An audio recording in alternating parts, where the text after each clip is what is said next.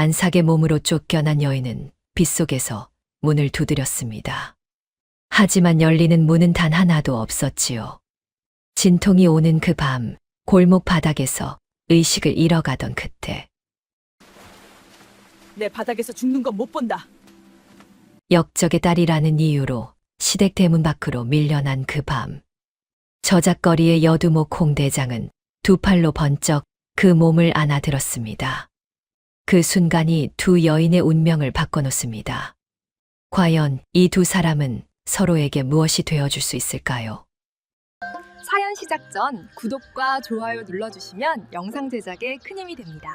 이야기 시작합니다. 옛날 옛적 한양 도성 북쪽 기슭에 살구꽃이 담장 너머로 흘러넘치는 고즈넉한 기와집 한 채가 있었습니다. 집 주인은 서대감이었지요.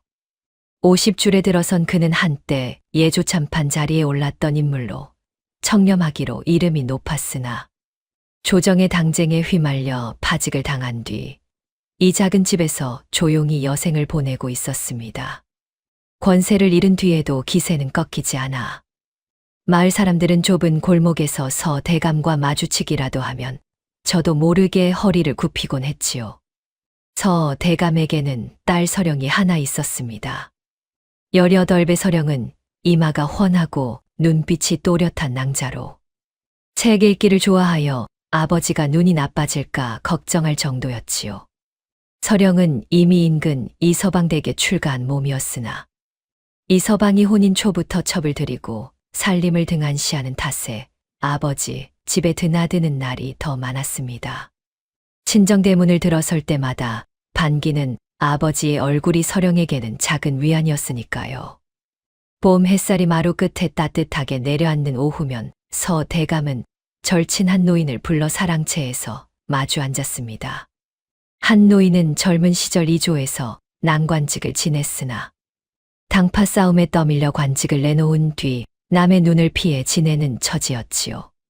두 사람은 조정 돌아가는 꼴을 낮은 목소리로 주거니 받거니 하다가 날이 저물면 함께 탁주 한 잔씩을 나누었습니다. 이복에 요즘 조정에 어수선한 기운이 감도네.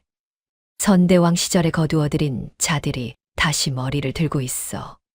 한 노인이 술잔을 내려놓으며 중얼거리자 서대감은 천천히 고개를 끄덕였습니다. 자니가 예사로 하는 소리가 아닐게야. 눈을 크게 뜨고 있어야겠지.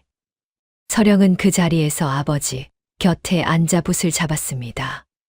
서대감은 딸이 글을 배워 무엇에 쓰겠느냐고 타박하면서도 정작 붓을 쥐는 방법부터 시 한 구절 읽는 법까지 직접 가르쳐 주었지요. 창문 너머로 살구꽃 향기가 은은하게 밀려들고 낮은 목소리로 이어지는 학문 이야기가 방 안에 가득 찬 그 봄날의 오후는 더없이 평온했습니다. 그 평온이 얼마 남지 않았다는 것을 그 자리에 있던 누구도 알지 못했지요. 살구꽃이 지고 여름 볕이 짙어질 무렵 서대감댁의 재앙이 내려앉았습니다. 이서방의 어미 돕고 부인은 고운 외모 뒤에 칼날 같은 속셈을 숨긴 여인이었지요. 이서방을 손바닥 위에 올려놓고 주무르듯 다루었으며 서대감의 넓은 가산을 오래전부터 탐내고 있었습니다.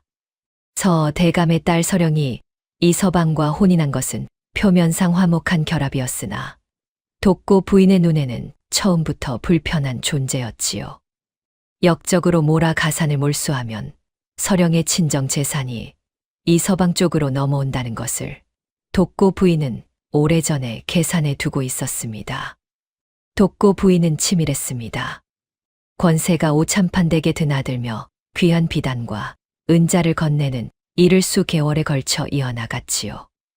이서방은 처음에 망설이는 기색을 내비쳤습니다. 그러나 돕고 부인이 3번 거듭 닥달하자 이내 고개를 끄덕이고 말았지요. 의리보다 입속이 앞서는 남자였던 것입니다. 계략은 단순하고도 잔인했습니다. 이서방은 서대감이 한 노인과 사랑채에서 나눈 밀담을 한 글자도 빠짐없이 오참판댁에 밀고 했습니다. 낮은 목소리로 오간 그의 이야기들이 누군가의 손에서 필사되어 종이 위에 올라오자 영모의 증거로 둔갑하는 것은 순식간이었지요. 오참파는 관련자들의 이름을 부풀리고 살을 더해 임금 앞에 고변을 올렸습니다. 포졸들이 서대감의 대문을 두드린 것은 그로부터 사흘 뒤 이른 새벽의 일이었지요. 어슴푸레한 새벽빛 속에서 포졸들이 우르르 마당으로 밀고 들어왔습니다. 서대감은 잡혀가는 그 순간에도 등을 꼿꼿이 폈지요. 눈물이 두보를 타고 흘러내렸으나 입술은 굳게 다물었습니다. 포졸들에게 끌려나가면서도 서대감은 단 한 번 방문 앞에 굳어버린 서령을 돌아보았습니다. 말은 없었지만 그 눈빛만으로 모든 것을 담으려는 듯했지요. 서령은 그 자리에서 무릎이 꺾이고 말았습니다. 서대감 가문에 청명하던 봄날은 그렇게 한 움큼의 재로 쓰러졌습니다. 10달을 품은 아이가 뱃속에서 날마다 움직였습니다. 아버지가 잡혀간 다음 날, 서령은 그 무거운 배를 이끌고 시댁 대문 앞에 섰지요. 발걸음이 무겁고 숨이 찼지만 달리 기댈 곳이 없었습니다. 아이만큼은 지켜야 한다는 생각 하나가 서령의 두 다리를 이끌었지요. 독고 부인은 중문 안에서 서령을 내려다보았습니다. 반가움도 걱정도 인간의 온기라 할 만한 것은 조금도 없는 눈빛이었지요. 서령이 두 무릎을 꿇으며 목소리를 가다듬었습니다. 아비가 억울하게 잡혀갔사옵니다. 지금 저 홀로 갈 곳이 없으니 아이를 낳을 때까지만이라도 이 댁에 머물게 해 주시옵소서. 독고 부인은 대꾸 없이 시녀를 손짓으로 불렀습니다. 귓속말 한마디를 건네자 시녀는 돌아서서 안채 문을 걸어 잠갔지요. 서령이 한 시즌이 넘도록 문 앞에 무릎을 꿇고 앉아 있어도 아무도 나오지 않았습니다. 볕은 뜨겁고 바닥은 딱딱했으며 뱃속 아이는 이따금씩 거세게 발길질을 해댔지요. 마침내 이 서방이 사랑채 쪽에서 느릿한 걸음으로 나타났습니다. 서령은 기대를 품고 고개를 들었지요. 그러나 서방님의 얼굴에는 불편하다는 기색만이 가득했습니다. 이 서방은 아무 말도 없이 서령의 쪽머리에 꽂힌 은비녀를 쓱 뽑아들더니 소매 안으로 집어넣었지요. 그것이 혼인 때 서대감이 직접 골라 서령의 머리에 꽂아준 물건이라는 것을 이 서방은 알고도 모른 척했습니다. 역적에 따른 우리 집 귀신도 될 수 없는 법이야. 낮고 또렷한 목소리였습니다. 이 서방은 말을 마치기 무섭게 서령의 어깨를 잡아 대문 밖으로 밀쳐냈지요. 비틀거리는 서령이 넘어지지 않으려 담벼락에 손을 짚는 것을 바라보면서도 눈 하나 깜짝하지 않았습니다. 대문은 쾅 소리를 내며 닫혔지요. 그리고 다시는 열리지 않았습니다. 서령은 한동안 닫힌 대문을 바라보았습니다. 눈물이 나오지 않았습니다. 눈물보다 더 깊은 곳에서 무언가가 무너지는 소리만 들렸지요. 저녁부터 빗방울이 후드득 떨어지기 시작하더니 밤이 깊어지자 하늘이 뚫린 것처럼 쏟아졌습니다. 서령은 시댁 골목을 빠져나와 아는 집 대문을 두드렸습니다. 서대감이 살아있을 때 집에 드나들던 이웃이었지요. 문틈으로 얼굴을 내민 사람은 서령을 알아보는 순간 눈을 내리깔았습니다. 역적 집안과는 연을 끊어야 하오. 미안하오. 다음 집 대문도 그 다음 집 대문도 마찬가지였습니다. 어떤 이는 아예 문을 열지 않았고 어떤 이는 열었다가 서령의 얼굴을 보는 순간 이마를 찡그리며 도로 닫아버렸지요. 골목 어귀 한편에서는 이웃집 안악 둘이 처마 아래에서 빗소리에 목소리를 낮추어 수군거렸습니다. 독고 부인이 손을 써 뒀다더라. 저 낭자 들여다 뒀다간 우리 집까지 화가 미친다나. 서령은 못 들은 척 발걸음을 옮겼습니다. 한 집 한 집 거절당하면서 어느새 골목이 낯설어졌지요. 얼마를 걸었는지 알 수가 없었습니다. 빗물이 머리카락을 타고 흘러 눈에 들어왔고 옷이 몸에 달라붙어 움직일 때마다 무거웠지요. 진통이 온 것은 장대비가 한창일 때였습니다. 처음에는 허리 아래로 뜨끈한 통증이 물결치듯 밀려왔고 잠시 뒤에는 온 배가 바위에 짓눌리는 것처럼 조여들었지요. 서령은 담벼락의 등을 기댄 채 천천히 무릎이 꺾였습니다.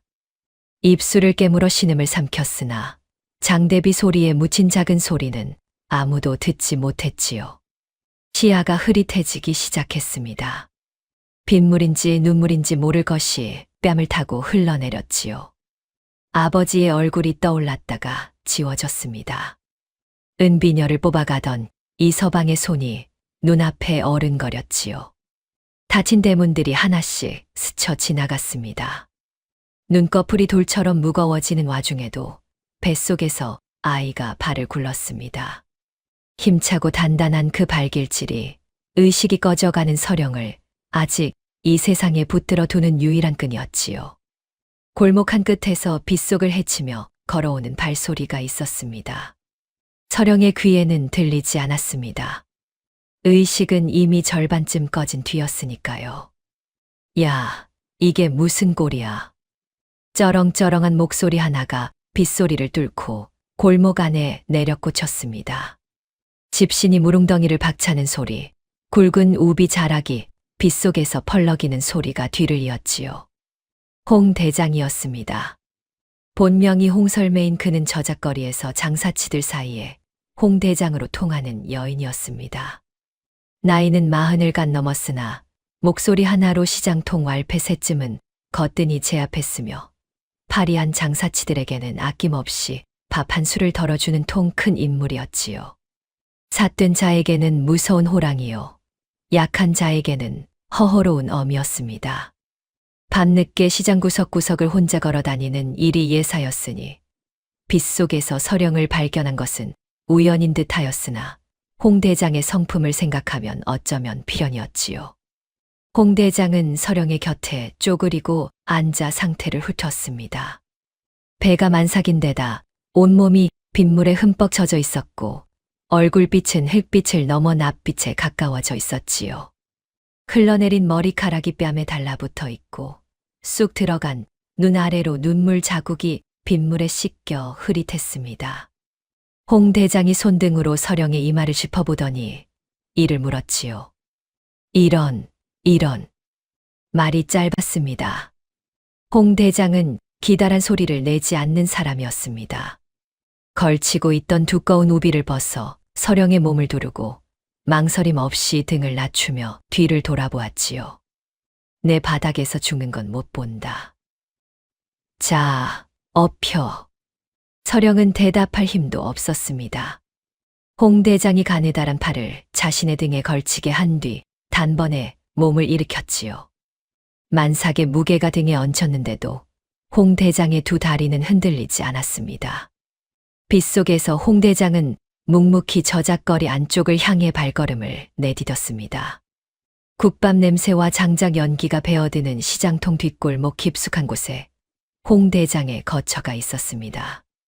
낡은 문짝 안쪽으로 들어서자마자 따뜻한 기운이 확 밀려왔지요. 홍 대장은 서령을 아랫목 두꺼운 이부자리 위에 조심스럽게 눕혔습니다. 그리고 소매를 걷어붙이며 방 안에 있던 안악들을 향해 외쳤지요. 물 끓여, 포대 가져와. 오늘 밤 우리 한 명 더 받는다. 안악들이 부산스럽게 움직이는 소리, 장작이 화롯불 속에서 타닥거리는 소리가 방 안을 채웠습니다.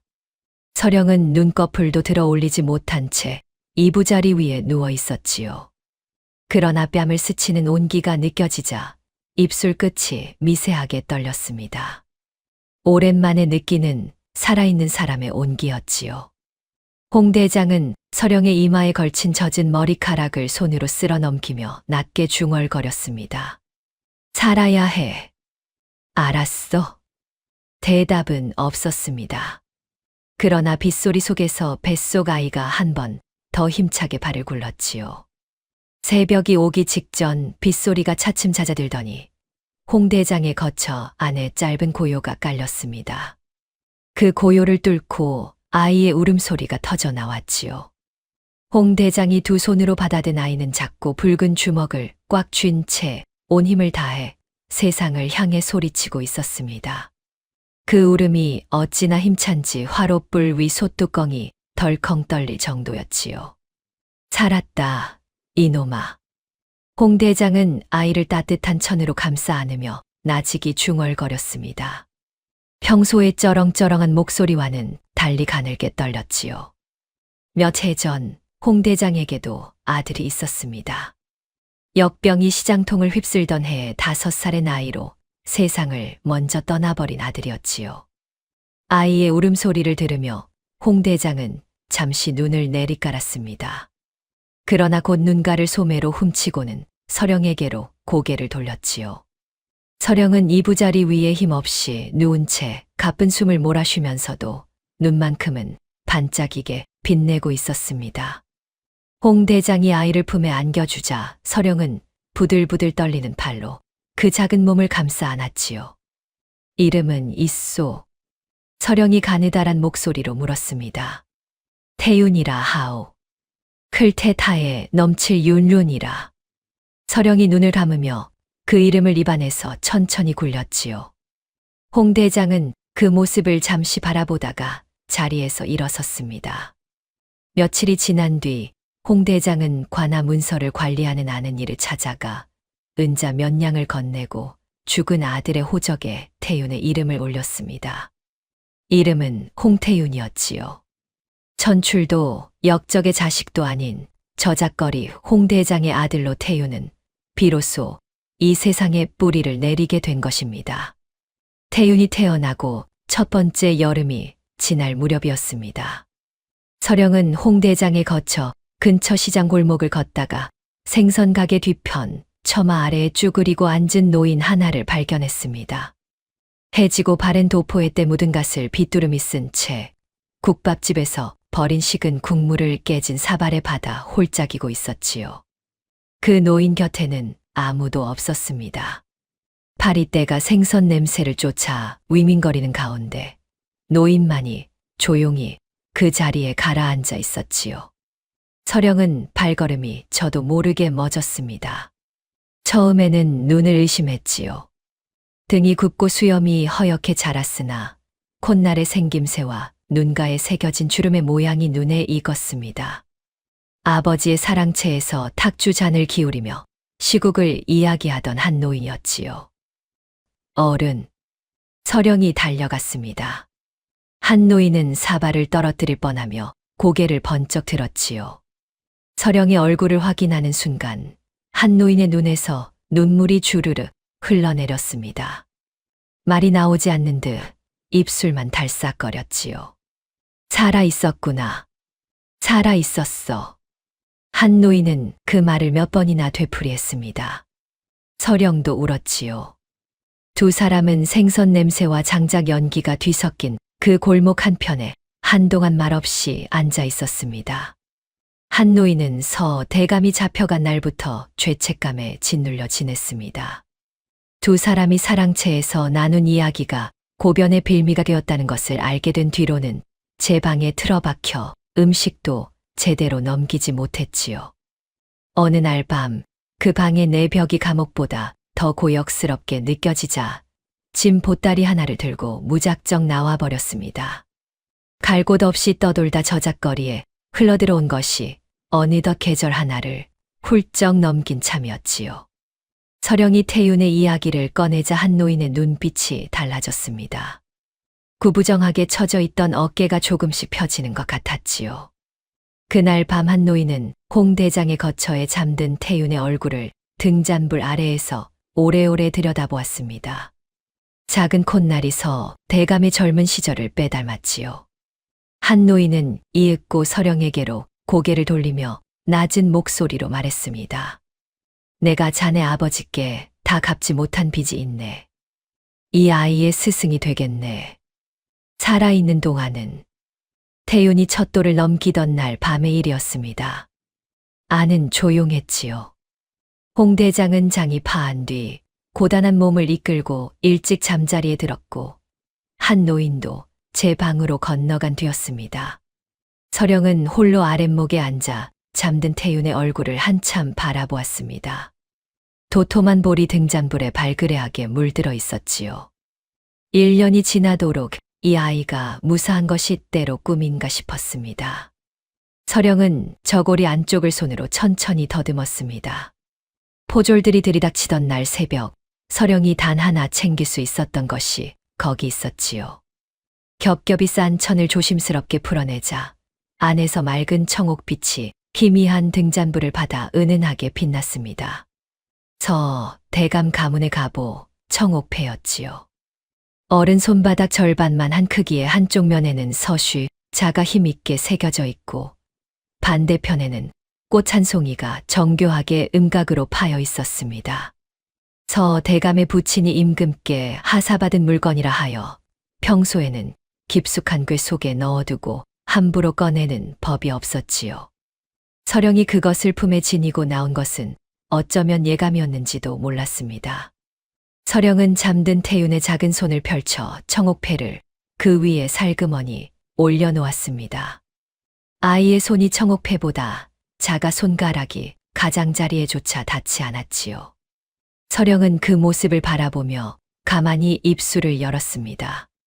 이것이 내 진짜 뿌림을 잊지 마라. 대감의 핏줄이자 그 가르침을 이은 자의 자손임을. 잠든 태유는 대답이 없었습니다. 서령은 개의치 않고 말을 이었지요.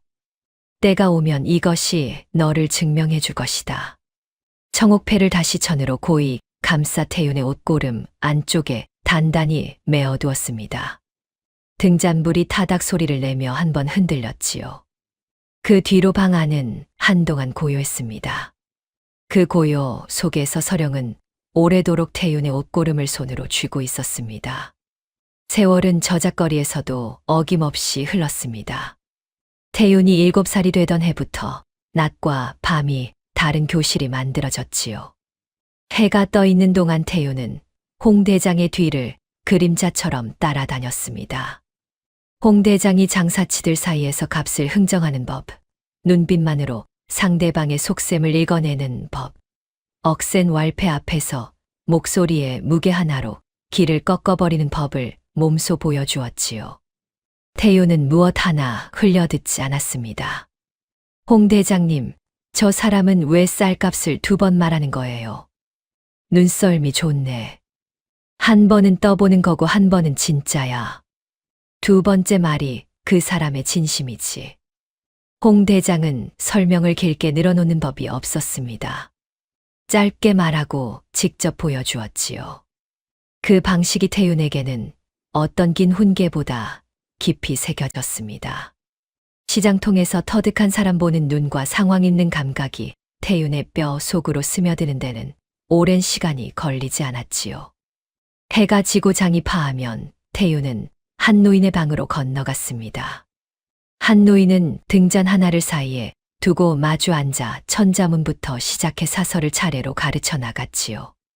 태윤이 글자를 익히는 속도가 어찌나 빠른지 한 노인이 혀를 내두를 정도였습니다.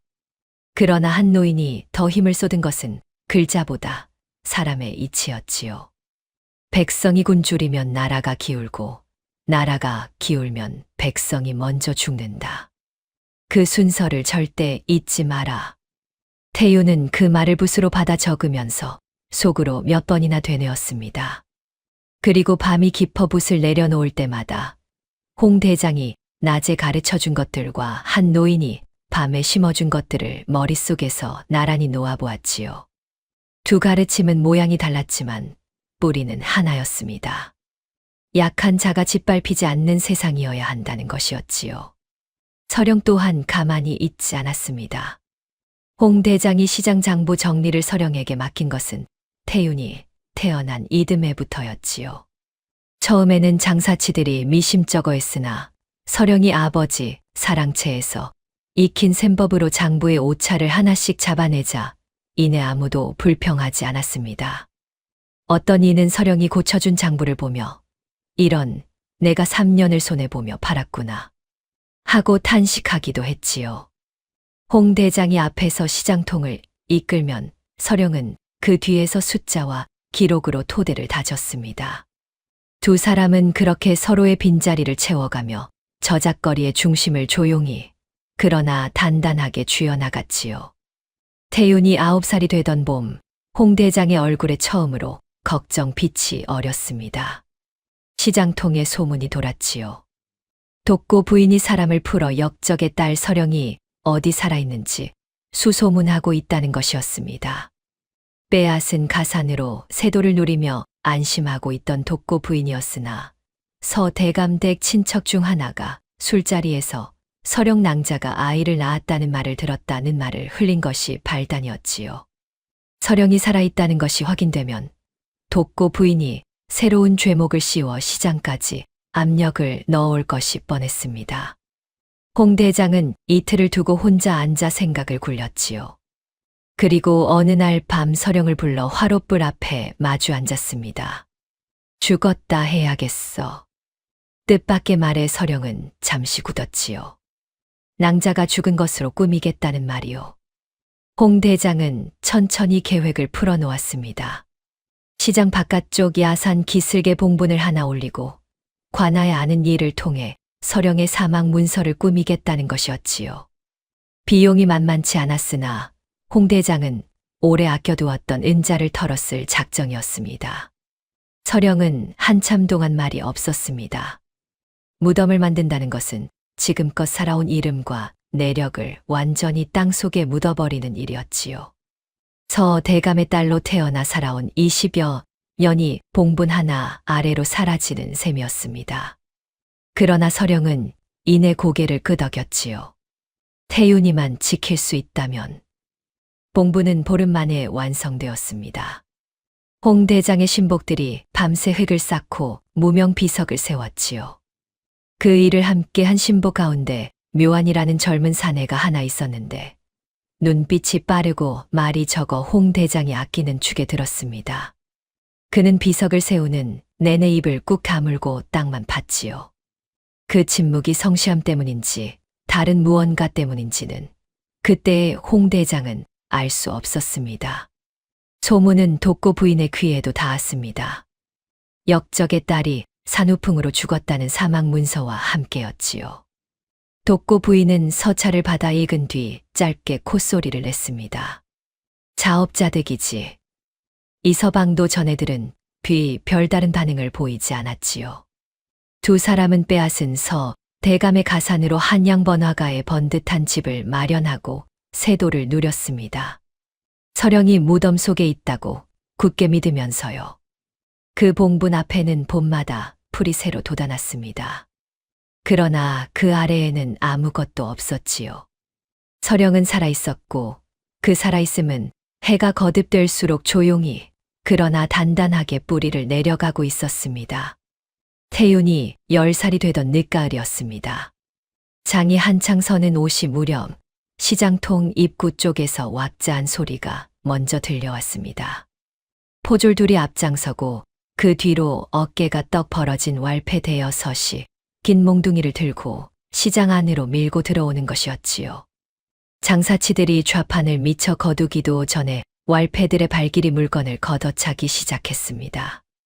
사기 항아리가 깨지고 쌓아놓은 채소 더미가 허공으로 날아올랐지요. 여기저기서 비명이 터졌습니다. 역적의 씨앗을 감춘 자를 색출하라는 명이 내려졌다.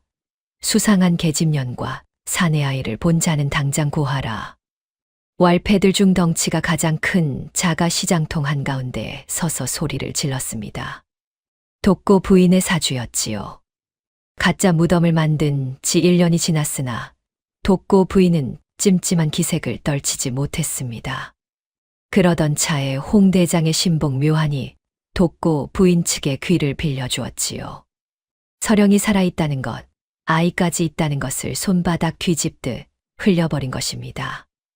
은자 몇 냥의 입을 연 묘한의 얼굴에는 부끄러운 기색이라고는 없었지요.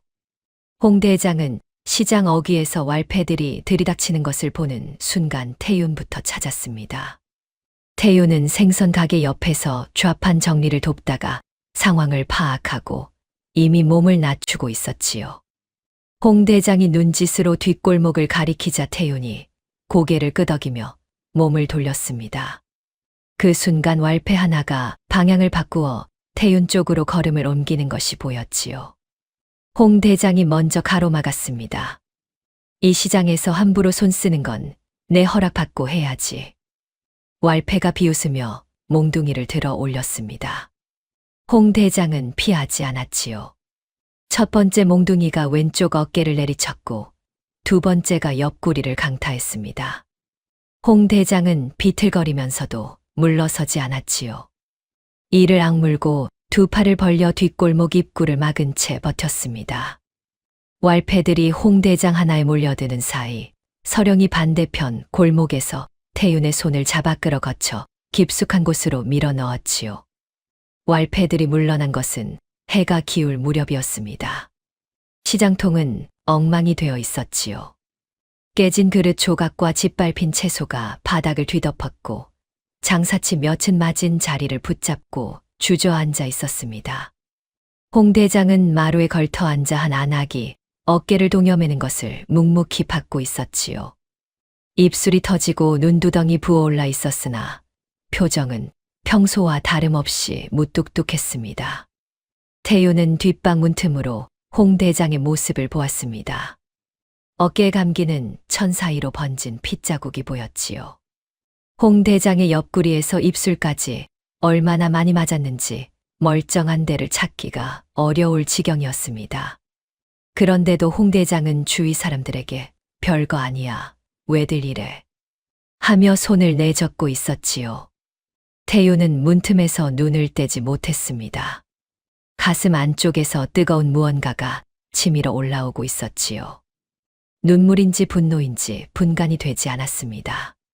서령이 뒤에서 조용히 다가와 태윤의 어깨에 손을 얹었습니다. 태윤은 그제야 방문을 조심스럽게 밀고 홍 대장 앞으로 나아갔지요. 홍 대장이 아직 한쪽 눈이 붙지 않은 쪽으로 태윤을 바라보다가 물었습니다. 다쳤어. 태윤은 고개를 가로저었습니다. 목이 막혀 말이 나오지 않았지요. 홍 대장이 퉁명스럽게 입을 열었습니다. 그럼 됐지. 뭘 그렇게 서 있어. 태윤은 그 말에 그만 눈물이 터지고 말았습니다. 소리도 없이 눈물이 뚝뚝 떨어졌지요. 홍 대장은 난처한 표정으로 시선을 다른 데로 돌렸습니다. 그 모습을 보던 한 노인이 천천히 자리에서 일어나 방을 나갔지요. 서령도 조용히 뒤를 따랐습니다. 마루에는 홍 대장과 태윤만이 남았지요. 태윤은 무릎을 꿇었습니다. 홍 대장 앞에서 두 손을 마루에 짚고 이마가 닿을 듯 고개를 숙였지요. 대장님. 목소리가 처음에는 가늘게 떨렸습니다. 내 아버지는 나를 버린 양반이 아닙니다. 내 아버지는 지금 저처럼 이 자리에 있는 시장 사람들입니다. 오늘 피 흘린 대장님이고 나를 위해 밥 한 술 덜어준 이 골목 사람들이고 나를 가르쳐준 어른들입니다. 목소리가 점점 단단해졌지요. 마루 판자의 이마를 한번 짚었다 들어 올리며 태윤이 말을 이었습니다. 반드시 이 은혜를 갚겠습니다. 이 시장이 다시는 짓밟히지 않도록 제가 세상 앞에 서겠습니다. 홍 대장은 한동안 말이 없었습니다. 쓸려 넘긴 채 붓기 시작한 눈두덩 아래에서 눈빛이 또렷하게 빛났지요. 홍 대장은 이윽고 성한 손을 들어 태윤의 머리를 한 번 세게 쓰다듬었습니다. 말은 없었지요. 홍 대장이 말 대신 전하는 것들이 있었으니까요. 태윤은 그 손의 온기를 고스란히 받으며 눈을 감았습니다. 그날 밤 화로불이 타닥거리는 소리 속에서 태윤은 오래도록 잠들지 못했습니다. 눈을 감으면 피 번진 홍 대장의 어깨가 떠올랐고 눈을 뜨면 어둠 속 천장이 보였지요. 그 어둠을 바라보며 태윤의 가슴 속에서는 무언가가 천천히 굳어가고 있었습니다. 왈패들이 다녀간 뒤 한 노인은 사흘 동안 방에서 나오지 않았습니다. 서령은 끼니 때마다 문 앞에 소반을 두었지요. 소반은 항상 손도 대지 않은 채 그대로 남아 있었습니다. 나흘째 아침이 되어서야 한 노인이 문을 열고 나왔지요. 홀쭉해진 볼에 눈만 유난히 깊어 보였습니다. 손에는 낡은 보자기에 싼 무언가를 들고 있었지요. 한 노인은 서령과 태윤을 불러 화롯불 앞에 나란히 앉혔습니다. 그리고 무릎 위에 올려놓은 보자기를 천천히 풀었지요. 안에서 나온 것은 두루마리 하나였습니다. 세월의 빛바래고 가장자리가 너덜너덜했으나 펼쳐보니 빽빽하게 적힌 글자들이 고스란히 살아있었지요. 글자 빛깔이 먹과는 달리 어둡고 탁한 붉은색이었습니다. 서령이 숨을 들이켰습니다. 이것이 자네 아버지의 혈서일세. 한 노인이 낮고 무거운 목소리로 말했습니다. 서 대감이 옥에 갇힌 뒤 한 노인을 믿을 수 있는 단 하나의 통로로 사마 몰래 밖으로 빼돌린 것이었지요. 옥 안에서 바늘로 손끝을 찔러 피를 내어 쓴 것이었습니다. 한 노인은 그것을 받아준 뒤 거적 더미 속에 숨겨두고 몸에서 떼어놓은 적이 없었지요. 태윤이 조심스럽게 두루마리 앞으로 몸을 기울였습니다. 한 노인이 구절구절 읽어내려갔지요. 영모의 조작 경위가 적혀 있었습니다. 이서방이 사랑채의 밀담을 오참판댁에 건넨 것, 독고 부인이 그 배후에서 은자를 대어준 것, 오참판이 내용을 부풀려 고변한 것이 하나씩 기록되어 있었지요. 관련된 이름과 날짜, 건네진 은자의 액수까지 상세히 적혀 있었습니다. 서 대감이 옥 안에서 얼마나 힘을 쏟아 이것을 남겨두었는지는 글자 하나하나에 배어있는 힘의 무게로 짐작할 수 있었지요. 마지막 줄에는 짧은 구절이 있었습니다. 딸아, 살아남아라. 살아남는 것이 너의 첫 번째 복수다. 서령은 그 구절을 소리내어 읽지 못했습니다. 입술이 떨려 글자를 입에 올리는 것만으로도 눈물이 쏟아졌지요. 태윤은 어머니의 옆에 조용히 앉아 무릎 위에 얹힌 서령의 손을 두 손으로 감쌌습니다.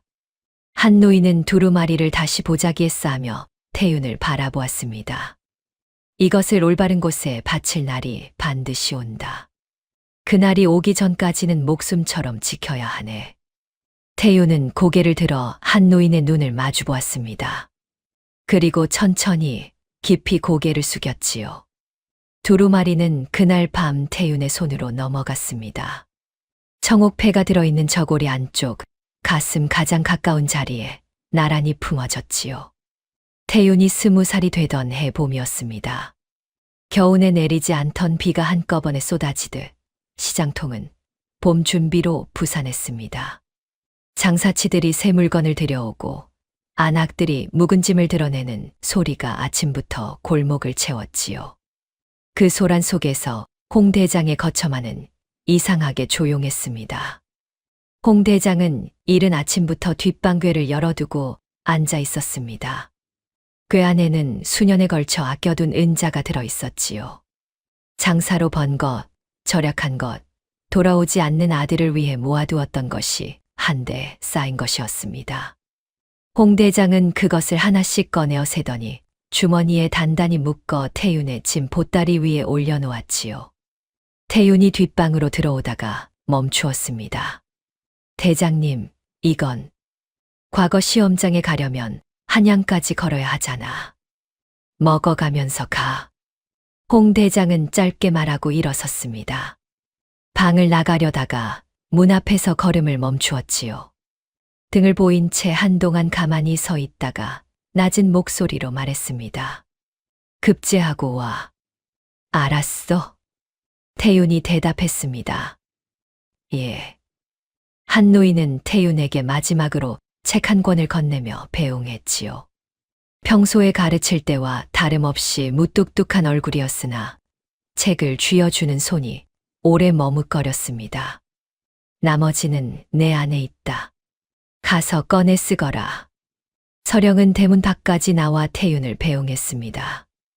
말이 없었지요. 태윤의 짐 보따리 끈을 손수 한 번 더 당겨 메어 주었습니다. 태윤이 몸을 돌려 걸음을 내디디려는데 서령이 등 뒤에서 나직이 불렀지요. 태윤아. 태윤이 돌아보았습니다. 서령은 할 말이 많은 듯 입을 열었다가 이내 다물었지요. 그러다 짧게 말했습니다. 내 외할아버지가 심어준 것과 홍 대장님이 심어준 것이 내 안에 다 있다. 그것을 믿어라. 태유는 고개를 한번 끄덕이고 돌아서서 걸었습니다. 봄볕이 시장통 지붕 위에 내려앉고 장사치들의 흥정 소리가 뒤에서 따라왔지요. 태유는 뒤를 돌아보지 않았습니다. 그러나 등 뒤에서 홍 대장이, 서령이, 한 노인이 오래도록 그 자리에 서서 멀어지는 뒷모습을 바라보고 있다는 것을 느낄 수 있었지요. 청옥패와 혈서가 가슴 안쪽에서 걸음을 맞추듯 함께 흔들렸습니다. 한양의 첫 발을 디딘 태윤의 눈에 처음 들어온 것은 도성의 크기가 아니었습니다. 저작거리였지요. 한양 도성 안에도 시장이 있었고 홍 대장의 시장통과 다를 것 없이 새벽부터 짐을 이고 지는 사람들이 골목을 채우고 있었습니다. 때 묻은 옷차림에 손이 터진 사람들이었지요. 태유는 그 얼굴들을 보며 걸음을 늦추었습니다. 과거 시험장으로 가는 길이 멀었으나 서두르지 않았지요. 시험은 사흘에 걸쳐 치러졌습니다. 첫날 밤 태유는 잠을 이루지 못했지요. 누울 자리도 변변치 않은 객주집 부석에서 등잔도 없이 어둠 속에 앉아 홍 대장의 목소리를 떠올렸습니다. 눈빛만으로 상대의 속셈을 읽는 법, 목소리의 무게로 분위기를 가르는 법이 머릿속에서 차례로 지나갔지요. 한 노인이 가르쳐준 구절들도 함께였습니다. 시험장 안에서 태유는 붓을 놀리는 것이 아니라 그 모든 것을 종이 위에 풀어놓는다는 생각으로 글을 썼지요. 방이 내걸리던 날 태윤의 이름이 첫 자리에 올라 있었습니다. 장원이었지요. 시험관들이 태윤의 다단을 놓고 고개를 끄덕였다는 말이 돌았습니다. 시패를 논하는 대목에서 태윤이 쓴 구절이 임금의 귀에도 닿았다고 하더이다. 백성이 굶주리는 것은 제도의 허점이 아니라 그 허점을 악용하는 자들 때문이라는 요지였지요. 글이 날카롭고 근거가 명확했습니다. 태윤이 임금 앞에 나아간 것은 방이 내걸린 지 닷새만이었습니다. 어전에서 태윤은 품속에서 혈서를 꺼내 두 손으로 받들어 올렸지요. 전하, 이것은 소인의 외조부서 대감께서 옥중에서 피로 쓰신 것이옵니다. 영모 조작의 전말이 낱낱이 담겨 있사오니 굽어 살펴주시옵소서. 임금이 혈서를 받아 직접 읽어내려 갔습니다. 전각 안이 깨진 것처럼 고요해졌지요. 임금의 눈빛이 내려갈수록 무거워지고 이마 위로 주름이 깊어졌습니다. 다 읽고 난 뒤 임금은 두루마리를 내려놓으며 천천히 입을 열었지요. 이것이 사실이라면 역적을 만들어낸 자들이 따로 있다는 말이 아니냐. 그러하옵니다, 전하. 임금은 한동안 말이 없었습니다. 태유는 고개를 숙인 채 기다렸지요. 무릎 아래 바닥이 딱딱하고 차가웠으나 움직이지 않았습니다. 이윽고 임금이 좌우를 모두 물리고 내관 하나만 곁에 두었지요. 장원급제한 그 눈으로 직접 진상을 캐어오너라. 내 외조부의 고향이자 그 죄인들이 세도를 누리는 곳으로 가거라. 임금은 태윤을 암행어사로 임명했습니다. 어사화와 마패 그리고 누구도 막을 수 없는 전권이 함께 내려졌지요. 태윤은 어전을 물러나며 소매 안쪽 가슴께에 손을 얹었습니다. 청옥패가 손끝에 닿았지요. 다시 길을 나서야 했습니다. 이번에는 돌아갈 방향이 정해진 길이었습니다. 태윤이 한양으로 떠난 뒤 시장통에는 조용한 나날이 이어졌습니다. 그러나 그 고요함은 폭풍 전날의 고요였지요. 독고 부인은 서 대감의 가산을 준 이후로도 소나귀를 더 넓히고 싶어 했습니다. 저작거리의 상권이 탐났지요.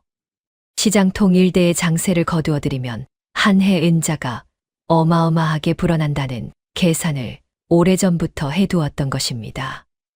문제는 홍 대장이었지요. 시장 장사치들이 홍 대장의 말이라면 제 목숨보다 먼저 따르는 터라 독고 부인의 사람들이 발을 들여놓을 틈이 없었습니다. 독고 부인은 이 서방의 재혼으로 맺어진 인맥을 앞세워 고을 사또를 찾아갔습니다. 안채 깊은 곳에서 주고받은 이야기는 간단했지요. 독고 부인이 상당한 액수의 은자를 건네는 대신 사또는 홍 대장에게 역적 은닉죄를 씌워 관하로 잡아들이는 것이었습니다. 서류는 이미 묘한이 흘린 말을 토대로 꾸며진 것이었지요. 홍 대장이 역적의 딸을 수년간 숨겨주었다는 죄목이었습니다. 포졸들이 시장통에 들이닥친 것은 그로부터 사흘 뒤였지요. 홍 대장은 포박을 당하면서도 목소리 하나 흐트러뜨리지 않았습니다. 장사치들이 앞을 막아서려 하자 홍 대장이 도리어 손을 들어 말렸지요. 비켜. 괜히 엮이지 마. 끌려가는 홍 대장의 뒷모습을 서령은 시장 골목 어귀에서 보았습니다. 다리에 힘이 풀렸지요. 어디서 나타났는지 독고 부인이 서령의 앞에 와 섰습니다. 비단 치마 끝이 흙바닥을 스치는데도 눈빛만은 차갑게 빛났지요. 서령은 천천히 무릎을 꿇었습니다. 독고 부인이 낮게 웃으며 말했습니다. 이 무릎을 진작에 꿇었어야 했지. 암행어사가 이고을에 온다는 소문은 바람보다 빨랐습니다. 장원급제 출신의 젊은 어사가 임금의 전권을 받아 내려온다는 말이 퍼지자 고을 사또의 얼굴빛이 하루아침에 햇빛으로 변했지요. 독고 부인조차 이 서방을 불러 앉혀놓고 낮은 목소리로 대책을 의논했습니다. 뒤가 깨끗하지 않은 사람일수록 어사의 이름이 무섭게 들리는 법이었지요. 이 서방은 어사가 머무는 객사 쪽으로 직접 걸음을 옮겼습니다. 어사를 만나 먼저 뇌물을 건네는 쪽이 낫겠다는 계산이었지요. 품 안에는 은자꾸러미와 함께 오참판댁에서 끌어온 청탁 서찰 한 통이 들어 있었습니다. 이 서방은 험한 자리에 자기 이름을 직접 드러내는 일을 꺼리는 사람이었으나 이번에는 사정이 달랐지요. 독고 부인이 잡혀 들어가면 자신도 무사하지 못할 것이 뻔했습니다. 객사 마당으로 들어서자 마당 한편에 젊은 사내 하나가 서 있었습니다. 관복을 갖추어 입고 있었으나 홀로 서 있어도 기가 흔들리지 않는 사람이었지요. 이 서방은 가볍게 허리를 굽히며 입을 열었습니다. 어사날이 이 고을에 오신 것을 환영하옵니다. 소인은 이 고을에서 미력 하나마 이를 돕고 있는 이가헌이라 하옵니다. 어사 태유는 대답 없이 이 서방을 바라보았습니다. 그 눈빛이 어찌나 고요하고 깊은지 이 서방은 자기 얼굴 어딘가를 들여다보이는 것 같아 저도 모르게 시선을 내리깔았지요. 드릴 말씀이 있사온데 잠시 안으로. 태윤이 천천히 고개를 끄덕이며 몸을 돌렸습니다. 이 서방이 뒤를 따르며 시선을 움직이다가 멈추었지요. 태윤의 허리춤에 매달린 것이 눈에 들어온 것입니다. 청옥패였습니다. 맑은 빛이 햇살을 받아 은은하게 일렁이고 한쪽 면에 새겨진 서쉬, 자가 또렷하게 보였습니다. 이 서방의 머릿속에서 무언가가 빠르게 맞물렸지요. 서 대감 가문에 가보라는 것을 이 서방은 혼인 시절에 들어 알고 있었습니다. 서령이 그것을 몸에 지니고 다녔다는 것도 기억하고 있었지요. 서령이 낳은 아들이었다고 들었습니다. 그 아이가 살아있다면 지금쯤 이 어사의 나이와 맞아떨어지는 것도 사실이었고요. 이 서방의 발걸음이 느려졌습니다. 방 안으로 들어서서 마주 앉으면서도 눈이 자꾸 청옥패로 돌아갔지요. 태유는 그 눈길을 모른 척하며 차를 들었습니다. 이 서방은 품 안의 은자 꾸러미를 꺼내지 않았습니다. 청탁 서찰도 꺼내지 않았지요. 대신 전혀 다른 이야기를 꺼냈습니다. 나리 소인이 여쭐 것이 있사온데 홍나리의 어머님이 어느 집 낭자 출신이신지 여쭤보아도 되겠사옵니까? 태윤이 찻잔을 내려놓으며 이 서방을 바라보았지요. 이 서방은 그 눈빛을 보는 순간 전신에 소름이 돋는 것을 느꼈습니다. 어디서 본 눈빛인가 싶었지요. 서령의 눈빛이었습니다. 어린 시절 처음 보았을 때부터 또렷하고 흔들림 없었던 그 눈빛이 지금 이 젊은 어사의 얼굴에 고스란히 살아있었지요. 태유는 대답하지 않았습니다. 이 서방의 머릿속에서 계산이 빠르게 돌아갔지요. 임금의 전권을 받은 어사가 제 아들이라면 지금 독고 부인의 죄목을 덮어주는 것도 가능하지 않겠느냐는 생각이었습니다. 출세한 아들을 앞에 두고 부정하는 아비가 어디 있겠느냐는 뻔뻔한 계산이기도 했지요. 이서방은 조금씩 목소리를 부드럽게 만들며 말을 이었습니다. 소인이 젊은 시절 그릇된 짓을 했습니다. 돌이켜보면 후회되는 일이 한둘이 아니지요. 만약 나리가 소인이 생각하는 그 아이라면 아비로서 이제라도 됐소. 태윤이 두 글자로 잘랐습니다. 낮고 단단한 목소리였지요. 이서방이 입을 다물었습니다. 태윤은 찻잔을 한 번 더 들어 천천히 마신 뒤 자리에서 일어섰지요. 내일 동원 앞에서 뵙겠소. 그것이 전부였습니다. 이서방은 방을 나오면서도 다리에 힘이 들어가지 않았지요. 그 고요하고 차가운 두 마디가 가슴 안쪽에서 쉬이 사라지지 않았습니다. 이튿날 동원 마당에는 아침 일찍부터 사람이 모였습니다. 홍 대장의 처분이 내려지는 날이었지요. 독고 부인은 사또와 미리 맞추어둔 대로 역적 은닉죄의 형량을 최대로 끌어올렸고, 사또는 이른 아침 동원에 좌정하여 심판을 시작했습니다. 포박된 홍 대장은 마당 한가운데에 세워져 있었지요. 밤새 차가운 바닥에 갇혀 있었는지 얼굴이 창백했으나 두 눈만큼은 여전히 또렷했습니다. 마당 한쪽에 서령이 서 있었지요. 독고 부인이 서령을 불러온 것은 이 광경을 눈으로 직접 보게 하기 위해서였습니다. 서령은 굳은 얼굴로 홍 대장을 바라보았지요. 무릎이 떨렸으나 눈을 돌리지 않았습니다. 사또가 죄목을 읊기 시작하려는 참이었습니다. 동원 대문이 쾅 소리를 내며 열렸지요. 암행어사 출두야. 소리가 마당을 가로질러 울렸습니다. 낮고 또렷한 목소리였지요. 사또의 얼굴이 굳었고 독고 부인이 자리에서 반쯤 일어섰습니다. 이서방은 그 자리에서 한 발짝 물러섰지요. 태윤이 마당 안으로 들어섰습니다. 어사복색의 마패를 높이 든 채 걸음이 흔들리지 않았지요. 뒤로 포졸 여럿이 따랐습니다.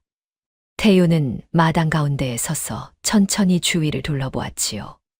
시선이 잠깐 서령에게 닿았다가 홍 대장에게로 이어졌습니다. 그리고 사또를 향해 정면으로 고개를 들었지요. 임금 전하의 명을 받은 어사가 이 자리의 심판을 정지시킨다. 사또가 허둥지둥 입을 열었습니다. 어사 나리, 이것은 명백한 죄인의 처분이라. 명백하다 하였소. 태윤이 품에서 두루마리 하나를 꺼내 펼쳤습니다. 마당 안이 다시 고요해졌지요. 영모 조작의 전말이 담긴 혈서요. 고서 대감께서 옥중에서 피로 쓰신 것이니 이 자리에서 낱낱이 읊겠소. 태윤은 혈서의 내용을 구절구절 읽어내려 갔습니다. 이서방이 사랑채의 밀담을 오참판에게 팔아넘긴 것, 독고 부인이 그 뒤에서 은자를 댄 것, 영모를 부풀려 고변한 경위가 마당 안에 울려 퍼졌지요. 듣는 이마다 얼굴빛이 달라졌습니다. 구경하러 몰려든 백성들 사이에서 웅성거림이 일었지요. 독고 부인이 소리쳤습니다. 그것은 꾸며낸 것이요. 죽은 죄인이 쓴 것을 어찌 믿는단. 피로 쓴 글씨는 꾸밀 수 없소. 태윤의 목소리가 독고 부인의 말을 잘랐습니다. 그리고 뒤따른 포졸들을 향해 낮은 목소리로 명을 내렸지요. 독고 씨와 이가헌을 잡아들여라. 포졸들이 앞으로 나아갔습니다. 독고 부인이 뒷걸음질 치다가 마당 한쪽 담벼락에 등이 닿았고 이서방은 두 무릎이 꺾여 바닥에 주저앉았지요.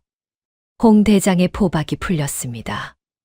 홍 대장은 손목을 한번 털고는 태윤을 바라보았지요. 태윤도 홍 대장을 바라보았습니다. 두 사람 사이에는 말이 없었습니다. 그래도 충분했지요. 관아들의 독고 부인과 이서방이 꿇어앉은 채로 심판이 이어졌습니다. 이서방은 처음에는 눈물을 쏟았지요. 그러다 포졸이 진 보따리를 뒤져 족보를 꺼내 오자 손이 달달 떨리는데도 그것을 두 손에 쥐고 앞으로 내밀었습니다. 어사 나리, 이 족보를 보시오. 나리가 내 아들이라면 이 족보의 이름이 올라 있을 것이오. 핏줄은 속일 수 없는 법, 제발. 태유는 족보를 받아들었습니다. 펼쳐서 훑어보았지요. 마당 안이 고요해졌습니다. 장사치들과 마을 사람들이 담 너머에서까지 목을 빼고 바라보았지요. 태유는 족보를 덮었습니다. 그리고 옆에 놓인 화로로 걸어가 족보를 그 위에 올려놓았지요. 종이가 모서리부터 검게 타들어가더니 이내 펄럭이며 불꽃에 휩싸였습니다. 이 서방이 비명 같은 소리를 내질렀지요. 나리, 그것은 피를 나누었다 하여 가족이 되는 것이 아니오. 태윤의 목소리는 낮고 일정했습니다. 족보가 재로 변해가는 것을 한번 바라보다가 이 서방을 향해 돌아섰지요. 이 서방은 서 대감의 밀담을 팔아 한 사람을 죽음으로 몰았소. 독고 씨는 그 배후에서 역모를 꾸몄소. 두 죄인에게 내리는 형벌을 이르겠소. 태유는 임금이 부여한 전권으로 두 사람을 관노와 관비로 강등시켰습니다. 빼앗은 서 대감의 가사는 전량국고로 환수했지요. 그러나 태윤이 내린 형벌 중 마을 사람들의 기억에 가장 오래 남은 것은 그것이 아니었습니다. 두 죄인은 오늘부터 사흘 동안 저 시장통에서 오물을 치운다. 동원 마당 너머로 시장이 보였습니다. 독고 부인이 눈을 크게 떴지요. 이 서방은 입술이 파랗게 질렸습니다. 그날 오후 독고 부인과 이 서방은 삼배옷으로 갈아입은 채 시장통 바닥에 섰습니다. 왈패를 시켜 좌판을 엎어버리고 장사치들의 물건을 짓밟던 그 시장이었지요. 구경꾼이 사방에서 모여들었습니다. 독고 부인은 처음에는 눈을 내리깔고 입을 굳게 다물었지요. 그러나 퍼렇게 얼어붙은 손으로 시장 바닥에 오물을 치우기 시작하자 결국 참지 못하고 오열했습니다. 이 서방은 더 빨리 무너졌지요. 코를 막고 고개를 돌리려 하자 포졸이 옆에서 지켜보았고 장사치들은 팔짱을 낀 채 그 모습을 물끄러미 내려다보았습니다. 홍 대장은 그 자리에 없었습니다. 서령도 없었지요. 두 사람에게 볼 것은 따로 있었습니다. 해가 뉘엿뉘엿 기울 무렵 시장통 한가운데 국밥집에서 연기가 피어올랐습니다. 낡은 가마솥 안에서 사골 국물이 보약해 끓고 있었지요. 파를 썰어 넣는 소리, 나무 주걱으로 솥 바닥을 긁는 소리, 뚝배기가 아궁이 위에서 보글보글 끓는 소리가 작은 국밥집 안을 가득 채웠습니다. 저녁 끼니를 차리러 들어온 장사치들이 하나둘 자리를 잡고 앉았지요. 홍 대장이 두 팔을 걷어붙이고 솥 앞에 섰습니다. 국자로 국물을 떠서 뚝배기에 넣고 밥을 푸고 깍두기 한 조각을 곁들여 상에 올리는 손길이 거침없었지요. 관아에서 하룻밤을 보내고 나온 뒤에도 홍 대장은 별달리 달라진 것이 없었습니다. 곁에 있던 안학이 대장님 다리는 괜찮으시오? 하고 물으면 밥 더 받아. 하고 되받아치는 것도 평소와 같았지요. 서령은 홍 대장의 맞은편에 앉아 뚝배기를 두 손으로 감쌌습니다. 따뜻한 온기가 손바닥을 타고 올라왔지요. 서령은 국물을 한 숟갈 떠서 천천히 입에 넣었습니다. 뜨끈하고 진한 맛이 목구멍을 타고 내려갔지요. 눈물이 한 방울 떨어졌습니다. 손등으로 눈가를 훔쳤으나 또 한 방울이 흘렀습니다. 홍 대장이 건너편에서 보고 있다가 퉁명스럽게 말했지요. 왜 울어? 국물이 짜. 아니요. 서령이 코를 훌쩍이며 웃었습니다. 홍 대장도 무뚝뚝한 얼굴 그대로였으나 눈가에 잔주름이 깊어졌지요. 태윤이 국밥집 문을 열고 들어온 것은 그 무렵이었습니다. 어사 복색을 벗고 수수한 옷으로 갈아입은 차림이었지요. 들어서는 순간 국물 냄새가 온몸을 감쌌습니다. 태윤은 서령과 홍 대장 사이에 자리를 잡고 앉았지요. 서령이 손수 뚝배기에 국물을 떠다 아들 앞에 놓았습니다. 태윤은 한동안 그 뚝배기를 내려다보았지요. 홍 대장이 투박하게 한마디 했습니다. 식는다, 먹어. 태윤이 숟가락을 들었지요. 첫 숟갈을 넘기는 순간 눈이 절로 내려감았습니다. 홍 대장의 거처에서 어린 시절 먹던 그 맛이었지요. 국밥 한 그릇 안에 수십 년이 담긴 것 같았습니다. 바깥에서 시장통이 저물어가는 소리가 들려왔습니다. 장사치들이 좌판을 걷고 하루를 마무리하는 소리, 아이들이 골목을 뛰어다니며 웃음을 터뜨리는 소리였지요. 그 소리들이 열린 문 사이로 국밥집 안으로 흘러들었습니다. 한 노인이 뒤늦게 들어와 끄트머리 자리에 앉았지요. 아무도 특별히 알리지 않았으나 이 자리에 와야 한다는 것을 알았던 것처럼 아무렇지 않게 국밥 한 그릇을 받아들었습니다. 서령이 눈인사를 보내자 한 노인이 가볍게 고개를 끄덕였지요. 작은 국밥집 안이 꽉 찬 것 같았습니다. 이날 이후 서 대감의 신원은 회복되었지요.